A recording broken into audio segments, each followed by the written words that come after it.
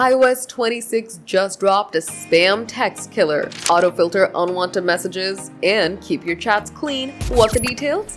Let's dive in. Welcome to GadInsider, your tech news hotspot. Today we're unpacking the iOS 26 Messages app spam filter. Apple's iOS 26, released on 4th of July 2025, brings a game-changing update to the Messages app. The new spam screening feature automatically filters out pesky texts, hiding them to keep your chats distraction-free. Say goodbye to annoying spam clogging your inbox. The feature sorts text into 4 sections: messages for your contacts, unidentified senders for unknown numbers, spam for flagged junk, and recently deleted for recovery. A visual prompt on the filters button ensures you don't miss important text. It's all customizable to fit your needs. You can turn spam and unknown sender screening on or off separately. The system flags probable spam without sending notifications, keeping your main chat view clean, perfect for group chats or when you're flooded with texts from strangers. With billions of iPhone users, spam texts are a growing pain. iOS 26's filter cuts interruptions and organizes your messages like a pro.